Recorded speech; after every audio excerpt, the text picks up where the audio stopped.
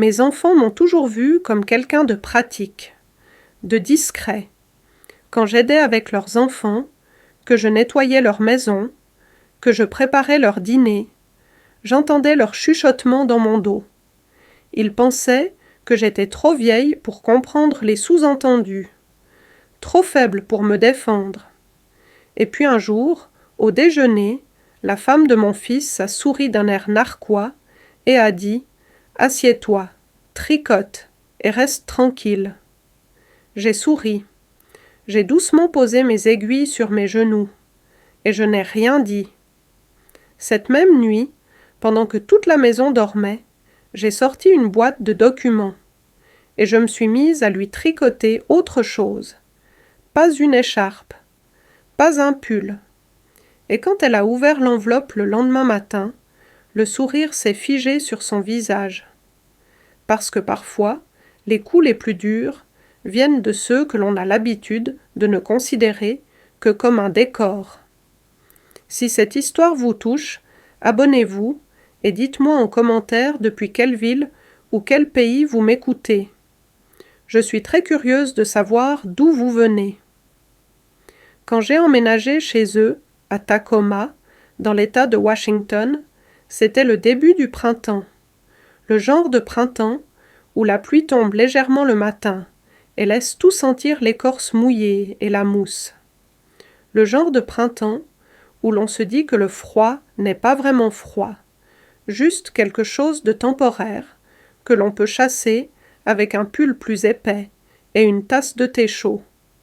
J'avais emballé ma vie dans 9 boîtes, en carton et une valise, et mon fils Marc m'a aidé à les monter dans l'allée, comme si de rien n'était. Je lui ai dit de ne pas forcer. Il m'a dit de ne pas dire de bêtises. Mais je voyais bien qu'il évitait de croiser mon regard. Il m'avait offert la chambre du rez-de-chaussée, celle qui servait de bureau avant la naissance des enfants.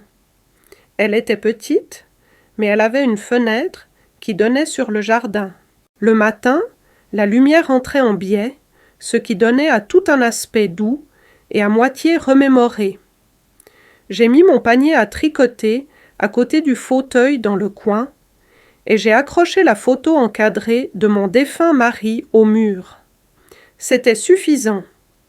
Je n'avais pas besoin de grand-chose. Le plan, comme Marc l'a expliqué, était que je reste un certain temps, juste jusqu'à ce que je sache quoi faire ensuite.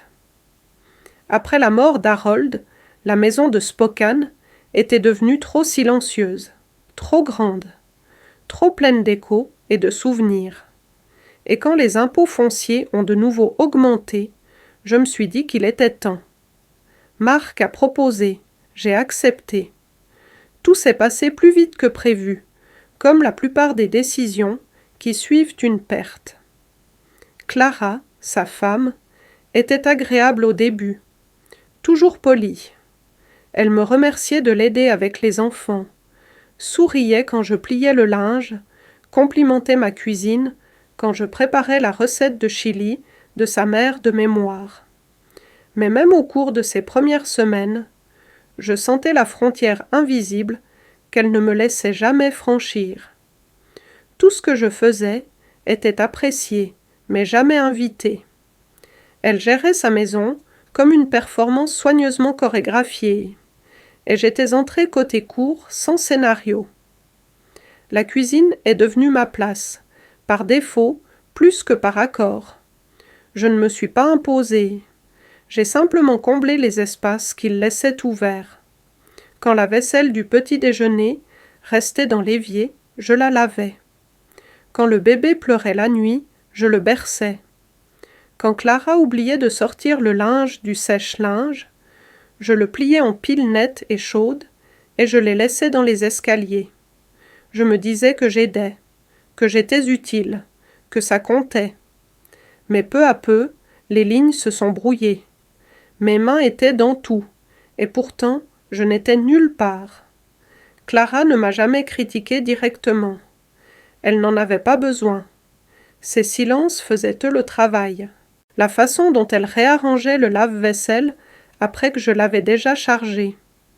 La façon dont elle reformulait ce que je disais aux enfants, me corrigeant avec un sourire si large que c'était comme être étouffé. J'ai vite appris que les compliments étaient souvent des avertissements, et que le silence était une porte qui se fermait. Les enfants étaient les seuls à ne pas porter de masque. Ils m'aimaient sans hésitation. Nora, 6 ans, grimpait toujours sur mes genoux avec un livre après le dîner. Léo, à peine 2 ans, me suivait partout avec des mains collantes et une confiance tacite. Avec eux, je me sentais vue. Je me sentais nécessaire. Mais les adultes avaient appris à vous ignorer avec gentillesse. Je me souviens d'un après-midi en particulier. J'étais assise au bord de la table de la cuisine, triant des haricots verts, avec un bol sur les genoux.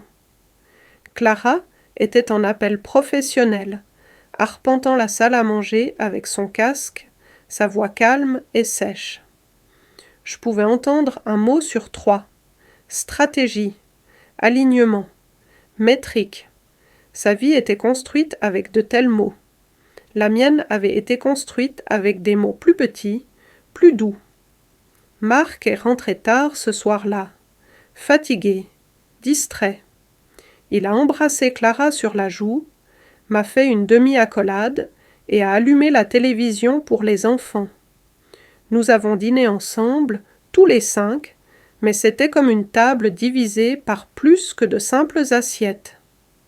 Quand j'ai essayé de mentionner quelque chose que j'avais lu dans le journal, un article sur le financement des soins aux personnes âgées, personne n'a répondu.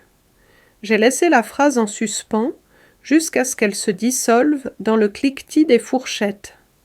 Après, Clara a débarrassé la table sans demander d'aide. J'ai proposé quand même. Elle a dit que c'était bon.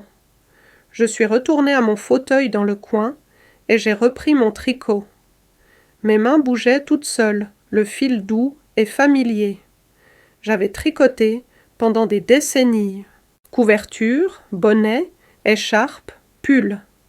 Je tricotais à travers le deuil, à travers l'ennui, à travers la joie.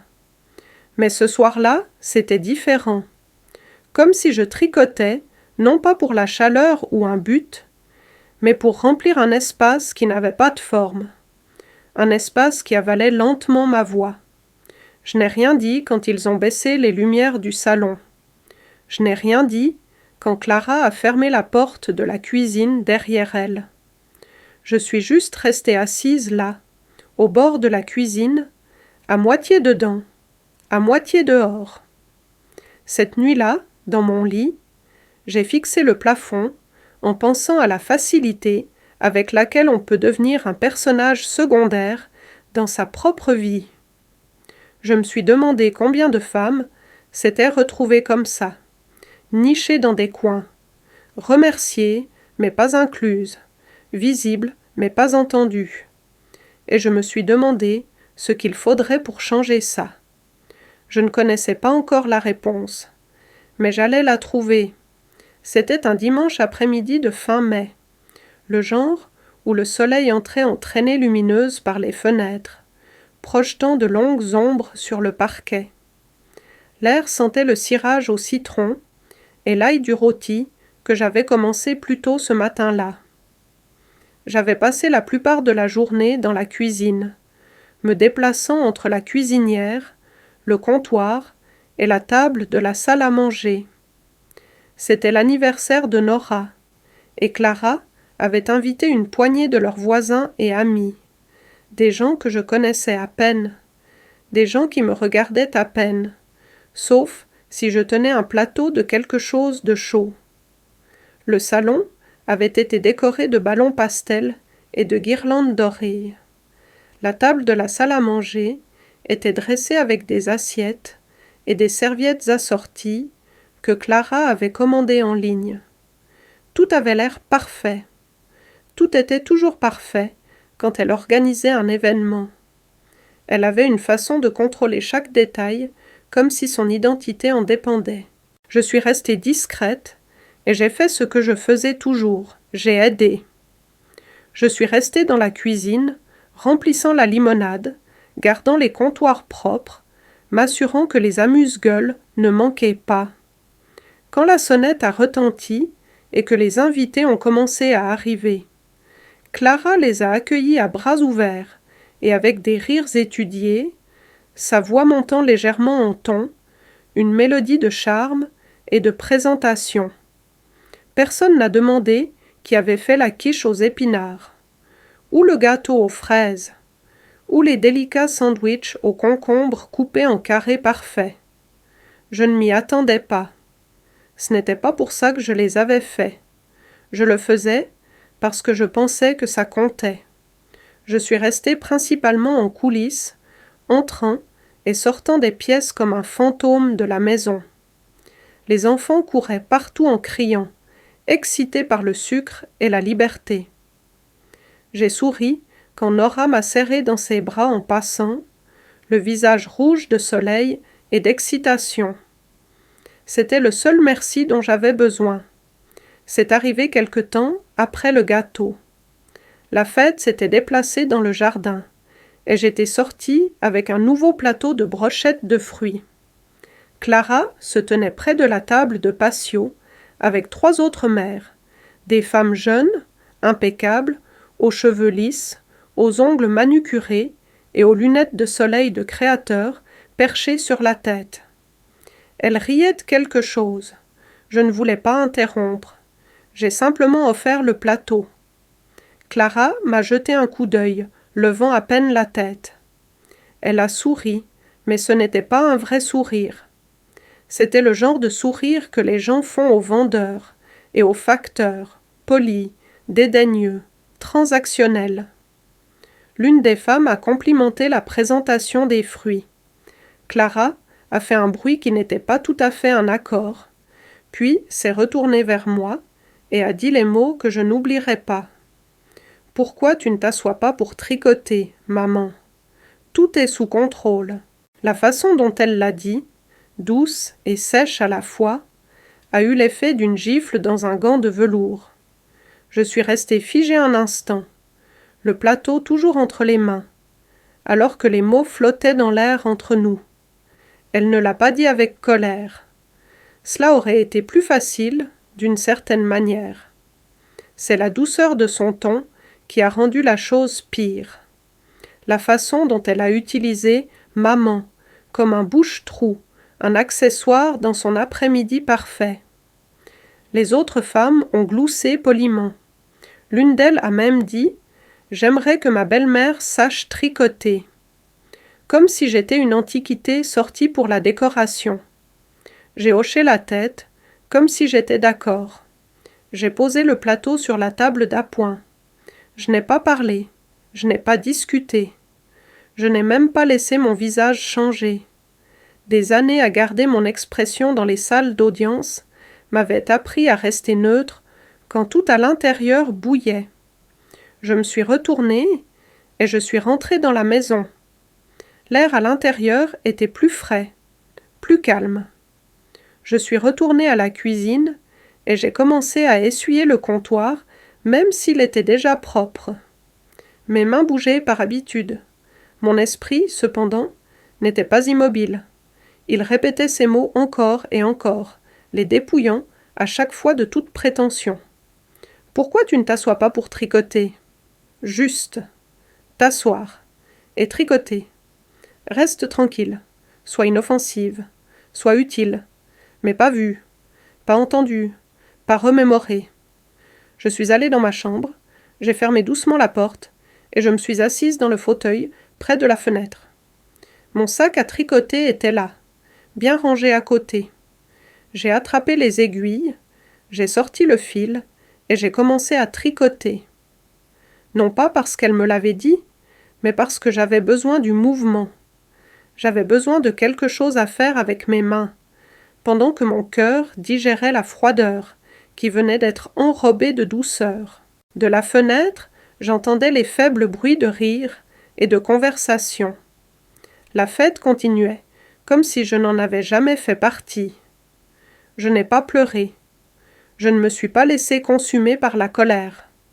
Ce que j'ai ressenti était quelque chose de plus calme, un changement, une clarté, comme une porte qui avait toujours été légèrement entr'ouverte et qui venait de s'ouvrir en grand. Il ne s'agissait pas de tricot, il ne s'agissait pas de brochettes de fruits, de quiches ou de fêtes d'anniversaire.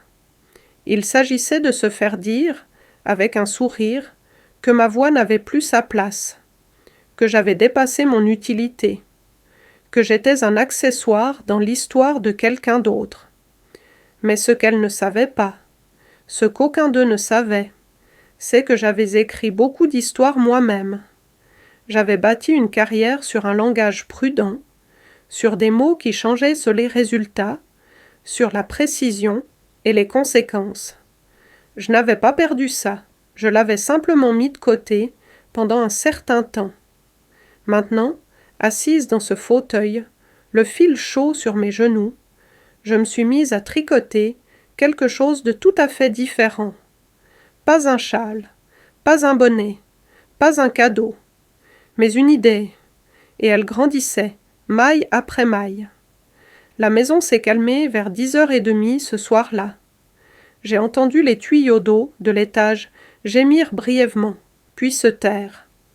La télévision s'est éteinte, avec un dernier bourdonnement, et des pas légers ont parcouru le couloir en direction des chambres. Les voix des enfants s'étaient évanouies des heures plus tôt, leurs rires absorbés depuis longtemps par les murs et les meubles. J'ai attendu dans ma chambre, lumières éteintes, assise droite dans mon lit, le poids de ma propre respiration pesant sur le silence. Tacoma n'était jamais vraiment sombre, même dans les quartiers calmes. Une faible lueur orange des lampadaires parvenait toujours à se faufiler à travers les rideaux, projetant de longues ombres au plafond. Je les regardais bouger au rythme des voitures qui passaient. C'était une ville où le silence ne réconfortait pas. Il posait des questions. J'avais toujours eu le sommeil léger, et cette nuit-là, le sommeil ne voulait pas venir. Pas après la façon dont elle m'avait parlé. Pas après la façon dont sa voix avait tranché la lumière du jour comme de la soie sur de l'acier. Je l'ai rejoué dans ma tête, non pas parce que je le voulais, mais parce que mes pensées y étaient piégées. La formulation exacte, le ton, le sourire narquois, la cruauté polie enveloppée de soleil. J'avais déjà entendu ce genre de mots, il y a longtemps, dans les salles d'audience et derrière les portes des bureaux. Je me battais contre eux. Et maintenant, me revoilà, seulement plus âgée, plus silencieuse, plus armée de la confiance de ma jeunesse, mais toujours capable de comprendre exactement ce que j'avais entendu. Je me suis levée et je me suis enveloppée dans un pull épais. La maison était froide de cette manière intime, qui ne vient qu'après que tout le monde se soit endormi. J'ai marché pieds nus dans le couloir, passant devant des photos encadrées de vacances souriantes et d'étapes soigneusement mises en scène. Je me suis déplacée lentement, délibérément, comme si je ne voulais pas que le sol sache que je marchais dessus. La cuisine était sombre, sauf pour le clair de lune qui se glissait par la fenêtre au-dessus de l'évier. Il transformait les comptoirs en verre et les armoires en silhouettes. Je n'ai pas allumé les lumières. Je n'en avais pas besoin. Je connaissais assez bien cette maison maintenant. Connaissais chaque tiroir qui coinçait, chaque armoire qui grinçait. Je me suis dirigée vers le coin et j'ai ouvert la vieille boîte en cèdre que je gardais derrière l'étagère du garde-manger. À l'intérieur, il y avait des dossiers. Pas seulement de vieilles photographies ou des cartes sentimentales, mais des documents légaux, la preuve de choses dont personne dans cette maison ne semblait se souvenir. J'ai apporté la boîte à la table et je l'ai ouverte avec précaution. Mes doigts ont caressé les bords familiers. Mon diplôme, toujours impeccable derrière une feuille de plastique. Ma licence d'avocate. d'anciens titres de propriété, une copie de mon testament, un document de la vente de notre ancienne maison et le relevé bancaire qui prouvait l'argent que j'avais viré à Marc et Clara quand ils avaient eu besoin d'aide pour l'acompte de cette maison. Ils m'avaient remercié alors, sincèrement. C'était avant qu'ils ne commencent à me traiter comme un jeté de canapé. J'ai sorti un bloc-notes jaune et un stylo. De vieux outils, fiables. J'ai commencé à écrire, non pas avec rage, non pas avec tristesse, mais avec précision. J'ai rédigé un résumé de l'argent que j'avais contribué depuis mon emménagement. Loyer, courses, garde d'enfants. J'ai calculé les heures que j'avais passées à faire des choses auxquelles personne ne prêtait attention, des heures de travail invisibles pour quiconque ne regardait pas de près. Je ne l'ai pas fait pour le drame. Je l'ai fait parce que j'avais besoin de le voir moi-même, pour me rappeler que je n'avais pas tout imaginé. Quelque part à l'étage, le vieux radiateur s'est mis en marche avec un grognement. Les tuyaux ont cliqueté doucement, puis se sont calmés à nouveau. J'ai continué à écrire. Quand j'ai eu fini, j'ai regardé ce que j'avais écrit et j'ai réalisé que c'était le début de quelque chose de plus grand. Pas une confrontation, pas encore, mais une ligne tracée, une ligne que seul moi pouvais voir pour l'instant, mais qui, une fois franchie, changerait tout. J'ai replié les documents dans la boîte et je les rangeai à nouveau. En la glissant en place, j'ai remarqué la photographie glissée entre deux dossiers. C'était de ma première année de pratique. Moi, debout, devant un palais de justice à Olympia, tenant un dossier et souriant à quelque chose juste au-delà de l'appareil photo. Mes cheveux étaient plus foncés alors, mes épaules plus droites, mais mes yeux étaient les mêmes, vifs, calmes, certains. J'ai pris la photo et je l'ai ramenée dans ma chambre. Je l'ai posée sur la table de nuit et je me suis assise au bord du lit, la fixant. Non pas pour me souvenir de qui j'avais été, mais pour reconnaître qu'elle était toujours là. De retour sous les couvertures, j'ai laissé le poids de la soirée s'installer sur moi. Mes mains sentaient encore légèrement le savon au citron et l'encre. Je suis restée immobile, les yeux ouverts, écoutant le rythme lent de la maison endormie. Ils croyaient tous que j'étais inoffensive maintenant, douce, retraitée, superflue. Mais ils avaient confondu mon silence avec une capitulation. Et dans ce calme, j'avais commencé à me souvenir du son de mon propre pouvoir. Le lendemain matin est arrivé enveloppé de brouillard, et le monde, à l'extérieur de la fenêtre, semblait avoir été effacé et redessiné en gris pâles et blancs. Je me suis réveillée plus tôt que d'habitude, avant que le bruit des pas des enfants ne résonne dans le couloir de l'étage, et avant que la cafetière ne s'anime dans la cuisine. La maison dormait encore. Je suis restée assise dans mon lit un moment, immobile, regardant la lumière poussée contre le rideau, ne pensant qu'à une chose. Aujourd'hui était le jour où je l'écrirais. Je me suis habillée lentement. Un cardigan épais, des chaussettes en laine épaisse, les jeans doux que je portais quand je voulais me sentir ancrée. Je n'ai pas tressé mes cheveux comme d'habitude. Je les ai attachés en arrière et les ai glissés derrière mes oreilles. Mes mains tremblaient un peu à cause du froid, ou peut-être de quelque chose de plus profond, quelque chose sous la surface que je ne voulais pas nommer. En bas, je me suis déplacée sans bruit. J'ai préparé du thé au lieu du café, laissant la vapeur réchauffer mon visage alors que je portais la tasse à la table de la cuisine. La même table où j'avais assisté à des dîners de famille et à des fêtes d'anniversaire, à des silences que j'avais mordus sur ma langue pour les préserver. La même table où j'avais regardé les autres oublier que j'avais une voix. J'ai de nouveau sorti la boîte en cèdre et je l'ai posée doucement sur la table. Un par un, j'ai sorti les documents que j'avais organisés la nuit précédente. Je les ai alignés comme des pièces d'échecs, chacun étant un mouvement que je n'avais pas fait jusqu'à présent. Le titre de propriété, les contributions financières, les reçus silencieux de tout ce que j'avais donné et de tout ce qu'ils avaient ignoré.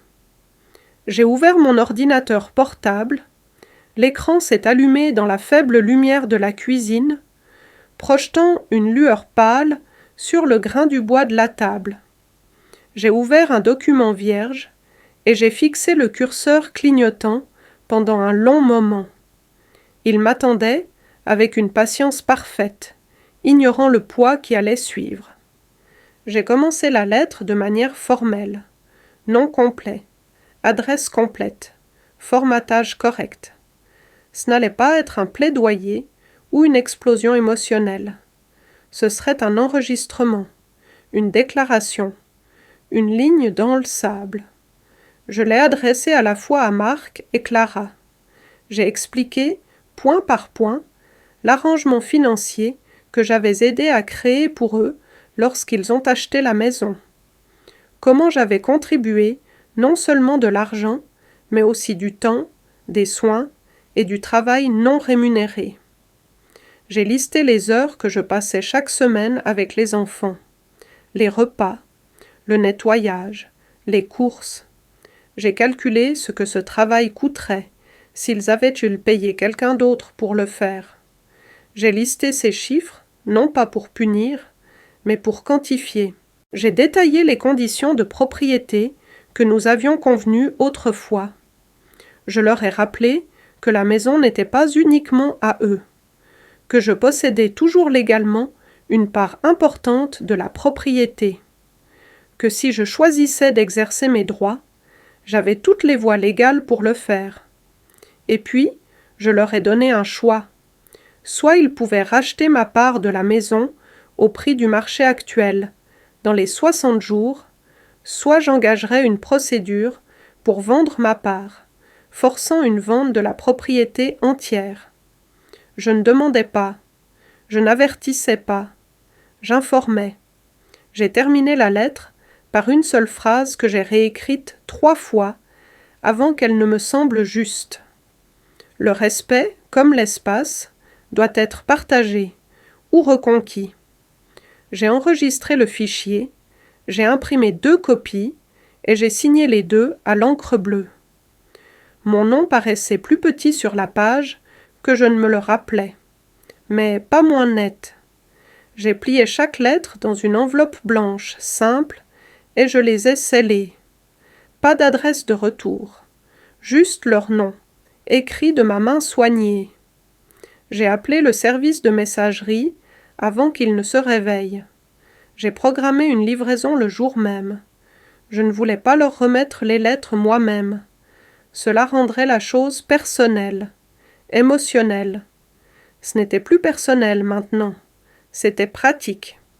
J'avais passé assez d'années à gérer les émotions des autres. Cette lettre était la première chose que je faisais purement pour moi depuis longtemps. Après l'appel, je me suis versé une nouvelle tasse de thé et je me suis tenu à la fenêtre. Le brouillard commençait à se lever, révélant les contours des arbres et des toits. Cela m'a rappelé comment la vérité reprend lentement sa forme lorsque la brume de la politesse se dissipe. Le coursier est arrivé juste après 10 heures. Je lui ai remis les enveloppes et je lui ai donné les noms, les instructions exactes. Il est parti rapidement, sans poser de questions. J'ai fermé la porte et je me suis appuyé contre elle un instant. Le calme qui a suivi ne ressemblait pas à de la défaite ou à de la peur. Il ressemblait à un commencement. À l'étage, j'ai entendu la voix de Clara appeler les enfants. Des portes se sont ouvertes. L'eau a coulé. Une journée commençait comme n'importe quelle autre, mais je savais qu'elle ne se terminerait pas de la même manière. De retour à la table, j'ai rangé les documents. Je les ai remis proprement dans la boîte et je les retournai dans l'armoire, où je gardais les livres de cuisine. Personne ne regardait jamais là. Je n'ai pas attendu leur réaction. Je ne suis pas resté près de la porte d'entrée, espérant entendre des pas, des cris ou des pas qui font demi-tour. Je suis retourné à mon panier à tricoter. Je me suis assise dans le coin ensoleillé du salon et j'ai repris l'écharpe que j'avais commencée il y a des semaines. Mes mains ont bougé lentement au début, puis régulièrement, rythmiquement. Je ne tricotais pas pour rester silencieuse, plus maintenant. Je tricotais parce que j'avais quelque chose qui valait la peine d'être protégé. Et pour la première fois depuis longtemps, je savais qu'il devrait l'écouter. Le coursier a dû lui remettre l'enveloppe quelque temps avant midi, car à 12h15, le rythme de la maison a changé. J'étais dans le jardin, coupant les fleurs fanées des rosiers, quand j'ai entendu la porte s'ouvrir derrière moi, puis se refermer plus fort que d'habitude. Les pas de Clara traversaient la maison en battements secs et erratiques, comme si elle ne savait pas où elle allait, mais ne pouvait pas non plus rester en place. Je ne me suis pas retournée, j'ai continué à tailler. Mes mains étaient stables. À l'intérieur, une porte a grincé. Des tiroirs se sont ouverts et fermés. L'armoire de la cuisine, le placard du couloir, des pas à nouveau, puis le silence, et puis sa voix. Elle n'était pas forte, pas au début. Elle est venue comme un sifflement, une basse vibration pleine d'incrédulité. J'ai entendu mon nom, suivi de mots comme incroyable et trahison. Sa voix montait à chaque souffle, les phrases fracturées et trébuchantes. Elle se parlait à elle-même, arpentant la pièce, la lettre probablement encore à la main. Je l'imaginais debout dans la cuisine, l'enveloppe déchirée comme une blessure, le papier tremblant, la bouche ouverte, mais incapable de former pleinement son indignation en mots cohérents. Je n'ai pas bougé. Je lui ai laissé le temps. Finalement, je suis rentrée, lentement, sans me presser, sans éviter. Je suis entrée dans le salon, juste au moment où elle passait en trombe, les yeux écarquillés et désorientés. Elle m'a regardée, et pour la première fois, j'ai vu quelque chose derrière la fureur. Pas seulement de la colère, pas seulement de l'insulte, mais de la panique. Elle n'était pas préparée. Elle ne l'avait pas vu venir. Elle avait cru sa version de moi si complètement que la réalité l'avait frappée comme un mur. Marc est rentré vers 16h01. Le moment n'était pas une coïncidence. Elle a dû l'appeler à la seconde où elle a lu la lettre. Quand il a franchi la porte, son visage était pâle et tendu. Il n'a pas enlevé sa veste. Il n'a pas salué les enfants. Il a demandé quelque chose à voix basse à Clara, et elle lui a tendu le papier comme s'il était radioactif. Il l'a lu lentement, ses sourcils se fronçant à chaque paragraphe. Je regardais depuis le couloir, sans être vue. Je ne me cachais pas. Je suis simplement restée hors de la lumière, leur laissant l'espace pour absorber l'impact. Ils sont allés dans la salle à manger. Les voix se sont élevées. Pas tout à fait des cris, mais presque. Ces mots étaient saccadés et rapides, tandis que les siens étaient bas, pesants, hésitants. Je ne pouvais pas distinguer chaque phrase, mais je connaissais la forme de la conversation. Elle exigeait quelque chose qu'il ne pouvait pas lui donner. Il essayait d'expliquer quelque chose qu'elle ne voulait pas comprendre. Elle voulait qu'il arrange ça. Il ne pouvait pas. Plus tard dans la soirée, Marc m'a trouvée dans la cuisine. Je pelais des pommes pour une tarte que je n'avais plus l'intention de faire. Il se tenait là maladroitement, se balançant d'un pied sur l'autre, comme un garçon sur le point d'avouer quelque chose à un parent. J'ai levé les yeux et j'ai attendu. Pas de sourire, pas de faux semblants. Il a demandé pourquoi. Pourquoi j'avais fait ça de cette façon? Pourquoi je ne lui avais pas parlé d'abord? Pourquoi je ferais quelque chose de si formel, de si radical? Je lui ai dit que j'avais parlé, pendant des mois, de manière qu'il avait choisi de ne pas entendre. Je lui ai rappelé tous les oui silencieux, les sacrifices tacites, les fois où j'avais ravalé ma fierté et hoché la tête parce que je pensais que c'était ce que les mères faisaient. Je lui ai rappelé le jour où il m'a demandé d'emménager, non pas parce qu'il avait besoin de moi, mais parce que j'avais besoin de lui, et avec quelle facilité cette dynamique s'était inversée au moment où je suis devenue pratique. Il n'a pas discuté, il ne s'est pas excusé. Il a juste hoché la tête, les yeux bas, les mains molles à ses côtés. Il avait l'air plus vieux à ce moment-là, plus petit, comme si le poids d'être au milieu était finalement trop lourd. Quand il a quitté la pièce, je me suis assise à la table et j'ai plié les épluchures de pommes dans le bol à compost. Mes mains bougeaient lentement, presque mécaniquement. Je n'ai pas ressenti de triomphe, je n'ai pas ressenti de regret. Ce que j'ai ressenti était quelque chose de plus calme, de plus froid, un retour à l'équilibre. Le reste de la nuit a été étrangement calme. Plus de crise, pas de porte qui claque. Clara n'est pas descendue pour le dîner. Marc a réchauffé quelque chose du réfrigérateur et a mangé debout, touchant à peine à son assiette. Les enfants étaient occupés avec des écrans et des collations. Personne n'a prononcé mon nom. Avant de me coucher, je me suis tenue au pied des escaliers et j'ai écouté.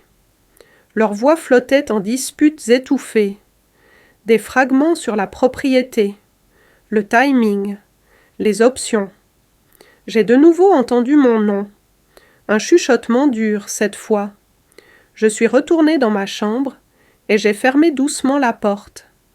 La maison autour de moi semblait plus lourde, comme si les murs avaient absorbé le choc et résonnaient encore de l'impact.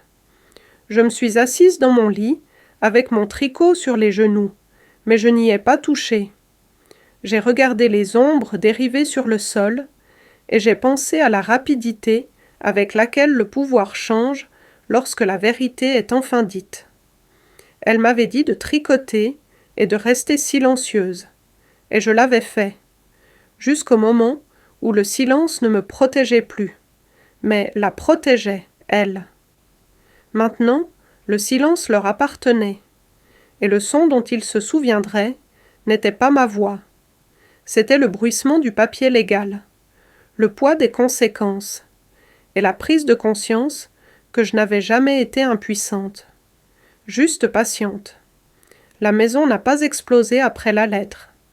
Elle s'est effritée, lentement, comme un tissu tiré trop fort pendant trop longtemps, s'effilochant aux coutures, jusqu'à ce que les fils se détachent et que personne ne se souvienne où se trouvait la force. Tout avait l'air pareil de l'extérieur, mais à l'intérieur, plus rien ne cadrait, plus rien ne tenait. Clara a cessé de me parler. Au début, c'était de l'évitement. Elle quittait la pièce quand j'entrais. Elle laissait les enfants transmettre les messages. Elle fermait les portes un peu plus fort que nécessaire. Puis, c'est devenu quelque chose de plus délibéré. Elle passait devant moi avec un regard qui n'était pas tout à fait un regard noir, mais qui n'était pas neutre non plus. Elle ne s'est pas déchaînée, pas de voix élevée, pas d'accusation directe, mais son silence est devenu tranchant. Elle le maniait comme une lame. Marc était plus silencieux aussi. Pas de colère, de honte. Il se déplaçait dans la maison comme un homme portant des poids invisibles. Il essayait de faire comme si de rien n'était. Il me demandait comment je dormais. Il me remerciait d'avoir plié le linge. Il m'offrait du café le matin. Je savais qu'il essayait, mais les mots atterrissaient comme des excuses sans nom, et aucun de nous ne savait comment aborder ce qui avait déjà été écrit noir sur blanc. Les enfants ont remarqué. Nora s'accrochait à moi plus que d'habitude. Elle posait des questions avec de grands yeux et des tons prudents, sentant la tension sans en comprendre la forme.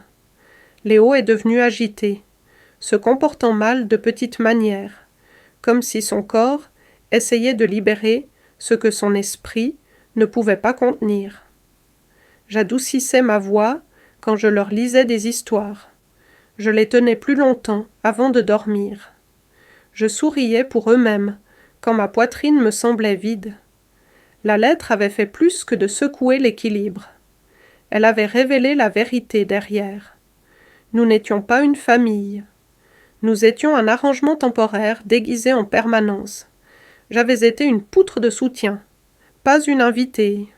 Utile, pas aimée. Attendue, pas incluse. Je les entendais la nuit, Marc et Clara, se disputer derrière les murs fins. Leur voix étouffée, mais indubitable. J'ai d'abord entendu parler d'argent, puis de confiance, puis de trahison, puis de moi. Je ne me penchais pas pour écouter, mais les mots venaient quand même. Elle lui reprochait de ne pas lui avoir dit. Il lui reprochait la façon dont elle me traitait. La culpabilité et la défense passaient entre eux comme une maladie. Aucun ne pouvait la retenir longtemps. Alors, ils se la renvoyaient, espérant qu'elle collerait à n'importe qui d'autre qu'eux-mêmes. Elle a cessé de préparer le dîner. Certains soirs, ils commandaient à emporter et le mangeaient à l'étage. D'autres soirs, ils ne mangeaient pas du tout ensemble. La cuisine est redevenue mienne. Mais ce n'était pas un cadeau. C'était une retraite, un espace qui n'avait plus à faire semblant. J'ai commencé à passer plus de temps dehors. J'ai fait de longues promenades dans le quartier, saluant des inconnus, regardant les saisons tourner tranquillement le long des trottoirs. J'ai visité la bibliothèque, j'ai pris des romans que j'avais déjà lus, juste pour tenir quelque chose de familier. Je me suis assise dans le parc près de la vieille fontaine, et j'ai regardé la façon dont les oiseaux plongeaient dans les flaques et les enfants criaient sans retenue. Je me suis souvenu à quel point il était bon de respirer dans un espace qui n'essayait pas de m'étouffer avec des règles tacites. Un soir, je suis rentrée à la maison pour trouver Clara dans le salon, entourée de dossiers ouverts et d'un ordinateur portable brillant de feuilles de calcul financières. Elle n'a pas levé les yeux quand je suis entrée. Elle a juste continué à taper, la mâchoire serrée, les épaules tendues. Elle ressemblait à quelqu'un qui essayait de dépasser une échéance qui était déjà derrière elle. La vue aurait dû m'attrister, mais non. Je l'ai regardée un moment, puis je suis allée dans la cuisine et je me suis fait du thé. L'eau a bouilli et a cliqueté. L'odeur de menthe m'a enveloppée. Elle n'a jamais dit un mot. À la 3e semaine, les vraies conversations ont commencé, entre avocats. J'avais tout transmis par l'intermédiaire de mon avocat, et ils avaient fait de même. Les négociations étaient raides et formelles. Clara a essayé de discuter des pourcentages. Marc a essayé de faire des compromis. Mais il n'y avait plus de faveur à accorder. Il ne s'agissait plus de générosité. Il s'agissait de clarté. Je leur avais donné du temps, de l'argent et des soins. En retour, ils m'ont donné le silence, le mépris et une forme polie d'exil. L'échange était terminé. Maintenant, c'était des maths. Ils ont finalement accepté le rachat. Cela prendrait du temps. 2 mois, peut-être 3. Mais les papiers étaient signés. Les conditions étaient claires. Je ne resterai pas une fois que ce serait finalisé. Je ne m'attarderai pas dans cette demi-vie plus longtemps que nécessaire. Au moment où les fonds seraient à débloquer, je partirai. J'ai commencé à faire mes bagages cette nuit-là. Je ne leur ai pas dit. J'ai commencé par mes livres, puis les photos encadrées, les petits souvenirs d'Harold, les couvertures tricotées que j'avais faites pendant des hivers plus calmes. J'ai plié chaque morceau de ma vie doucement, sans ressentiment. Chaque article que j'emballais me rappelait que j'avais encore une vie au-delà de cette maison, que cet espace ne m'avait pas effacé, seulement retardé. Ils m'ont regardé faire mes bagages sans poser de questions. Clara n'a pas offert son aide. Marc n'a pas protesté. Et c'est ainsi que j'ai su que j'avais pris la bonne décision. Certaines choses ne s'effondrent pas toutes d'un coup. Elles se défont lentement, fil par fil, jusqu'à ce que vous teniez la forme de ce qui était autrefois, et que vous la laissiez enfin tomber. Le matin de mon départ, le ciel était d'un gris pâle et doux, le genre de ciel qui promet la pluie, mais ne tient jamais sa promesse. L'air à Tacoma était redevenu frais, comme si l'été avait changé d'avis et était retourné au printemps. Je me suis réveillée avant tout le monde, toujours, mais cette fois, je n'ai pas bougé lentement. Je ne me suis pas attardée au lit, ni assise tranquillement à la fenêtre, avec mon thé. Je me suis habillée avec détermination, chaque mouvement régulier et silencieux. La plupart de mes affaires étaient déjà emballées. Les boîtes étaient empilées proprement près de la porte d'entrée, étiquetées de ma main soignée. Je n'avais pas eu besoin de beaucoup d'aide. Je ne m'y attendais pas non plus. Au cours des dernières semaines, l'atmosphère de la maison était devenue mince et distante, comme si nous respirions tous un air emprunté et attendions que quelqu'un expire enfin. J'ai traversé la maison une dernière fois, pieds nus, comme je le faisais quand les enfants dormaient. Je me suis déplacée de pièce en pièce, sans allumer les lumières, laissant la mémoire me guider.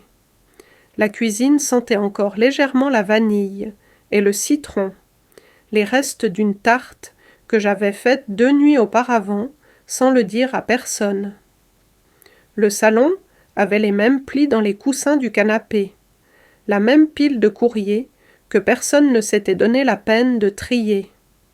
Tout avait l'air ordinaire, intact par le conflit, comme si la maison elle-même refusait de reconnaître la fracture silencieuse qui l'avait ouverte. Je me suis arrêtée dans le couloir où les photos encadrées bordaient le mur. Des portraits de familles de vacances et d'anniversaires, des photos professionnelles prises sous une lumière chaude pour que tout le monde ait l'air heureux. J'en ai trouvé une de moi, tenant Nora, quand elle n'était qu'un bébé. Mes cheveux étaient beaucoup plus courts alors. Mon sourire était facile. Je me suis demandé combien de personnes dans cette maison se souvenaient de qui j'étais à ce moment-là. De retour dans ma chambre, j'ai fermé la dernière valise et je l'ai zippée avec précaution. Je ne me sentais pas triste, pas vraiment. Ce que je ressentais était quelque chose de plus profond, de plus ancré. Pas du soulagement, pas du triomphe, juste de l'accomplissement. Une fin nette. J'étais restée dans cet espace assez longtemps pour offrir tout ce que j'avais, et assez longtemps pour comprendre quand ce n'était plus le bienvenu. Marc est descendu juste au moment où je versais ma 2e tasse de thé. Il avait l'air fatigué, comme quelqu'un qui avait trop dormi, ou pas du tout. Il s'est tenu dans l'embrasure de la porte de la cuisine un moment, les yeux sur les boîtes. Ses lèvres ont bougé, comme s'il voulait dire quelque chose, mais quoi que ce soit, c'est resté coincé quelque part entre sa gorge et sa culpabilité. Je n'ai pas parlé. Je ne lui ai pas facilité la tâche. Il a demandé si j'avais besoin d'aide pour charger la voiture. Je lui ai dit non. Tout était sous contrôle. Il a hoché la tête, est passé devant moi jusqu'à l'évier et a ouvert le robinet, comme si c'était quelque chose à faire avec ses mains. Je l'ai laissé là, seul, avec le bruit de l'eau qui coule. Clara n'est pas descendue. Je ne m'y attendais pas. Elle ne m'avait pas regardé dans les yeux depuis que les papiers avaient été signés. Pas par honte, je pense, mais par orgueil. Un orgueil qui s'était durci en silence. Il était plus facile pour elle de m'ignorer que d'admettre ce qu'elle avait fait, et ce qu'elle avait perdu. Les enfants dormaient encore. Je leur avais dit au revoir la nuit précédente. Nora m'avait serré si fort que ça faisait mal, chuchotant qu'elle ne voulait pas que je parte. Je lui ai dit doucement que les adultes ont parfois besoin d'espace, tout comme les enfants. Elle n'a pas compris, pas entièrement, mais elle a hoché la tête quand même. Léo s'était accroché à mes jambes, à sa manière silencieuse et têtue. Je les ai embrassés tous les deux sur le front, et je leur ai dit qu'ils pouvaient m'appeler n'importe quand. Je n'étais pas sûre qu'ils le feraient.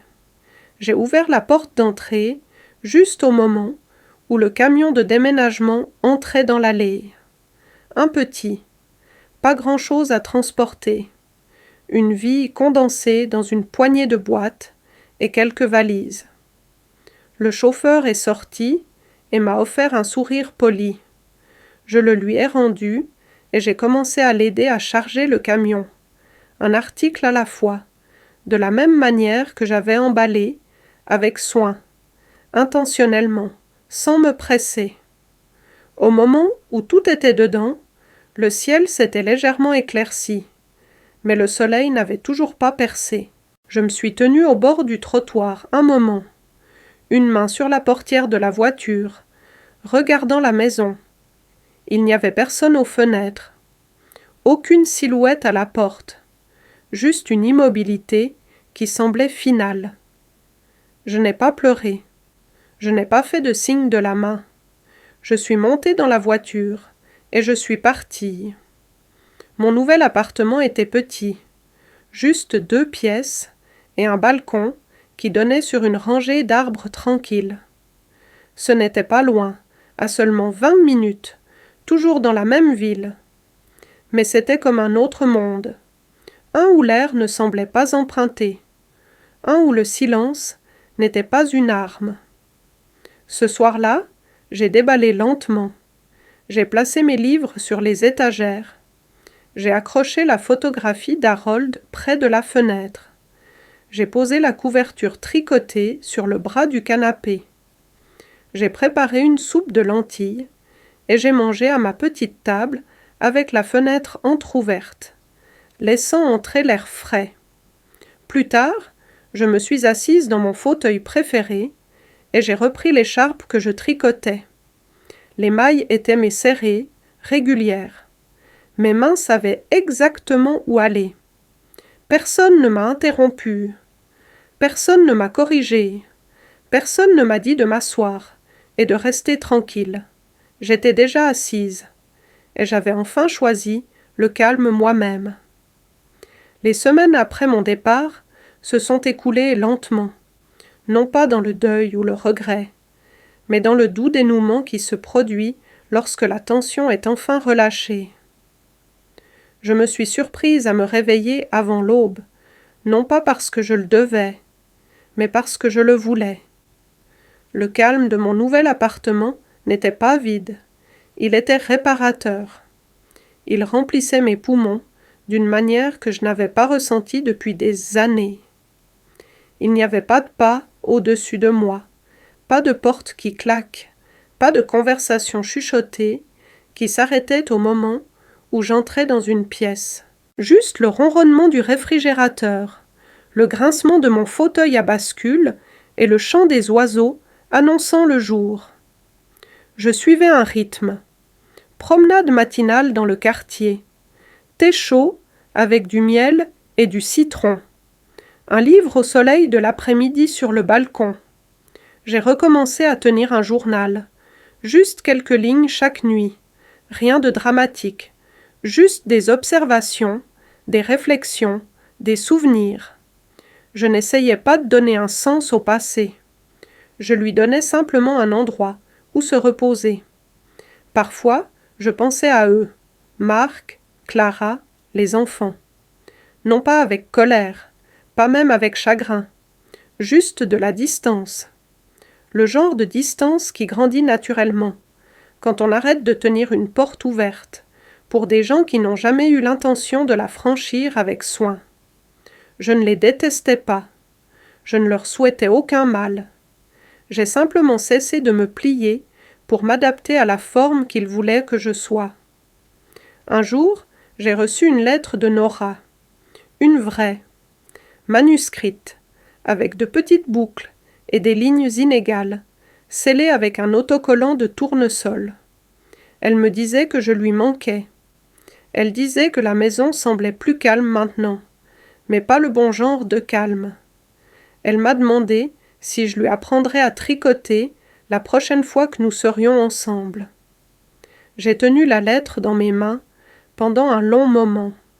J'ai passé mes doigts sur les mots. J'ai imaginé qu'elle était assise à la table de la cuisine avec un stylo serré dans les deux mains, essayant de dire les choses que personne d'autre ne pouvait dire à voix haute. Je lui ai répondu le même après-midi. Je lui ai dit qu'elle me manquait aussi. Je lui ai dit que le calme ici était différent. Il était à moi.